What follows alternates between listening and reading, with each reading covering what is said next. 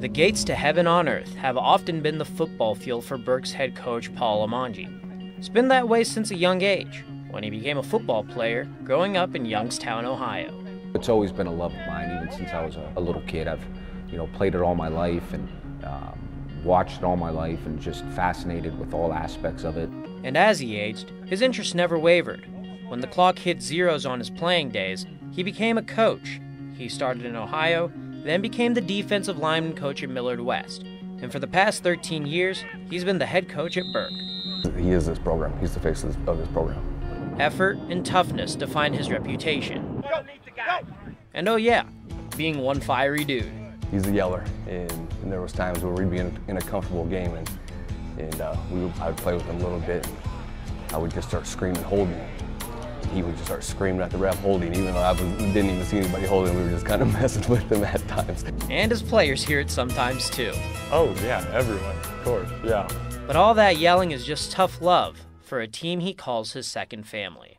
We tell the guys all the time, adversity's going to hit you. In a game, it's going to hit you in life. You got to have some toughness. You got to be mentally strong, so when it does hit you, you could carry on and move forward. It's important to Limongi to practice what you preach, and it's why strength was important for him when adversity hit him this past March.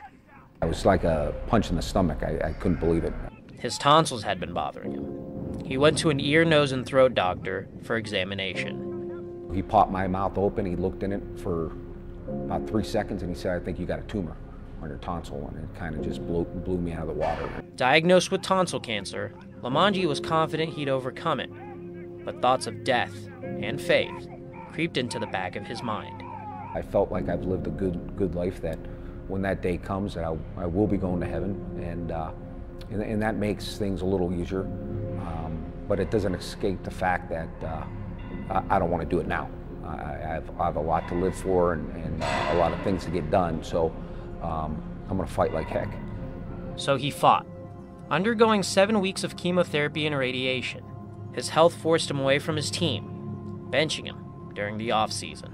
It was very different not having him here every single day. I mean, they always say the worst things happen to the best people, and that's truly an example of it.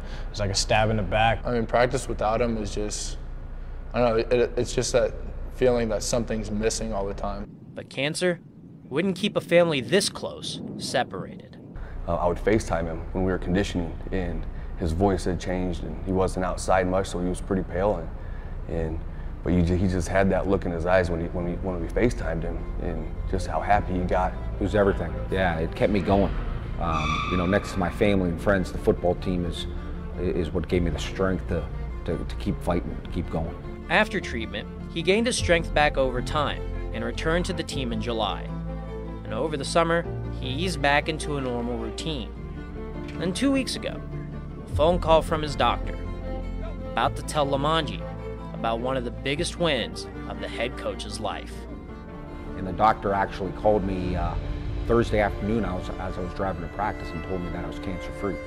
I was in his office and he came in and he said, "I'm good." He just had a look on his face of relief. About 10 minutes before that practice, the news reached the players.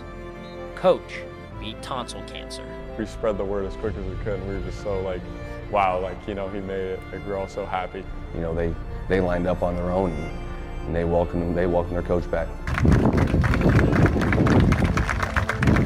They say when you go to heaven, you'll have friends and family waiting there for you at those gates. For Limongi, it was at the gates to his heaven on earth. To see it made me feel awesome,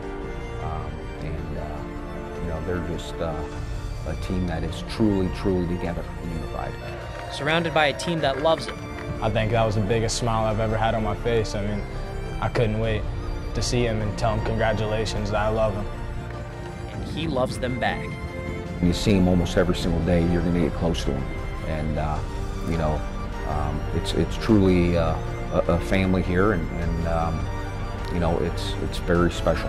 Football to him is a paradise in its own right, and it seems the players are his angels that gave him a lot of strength to help him fight away his demons.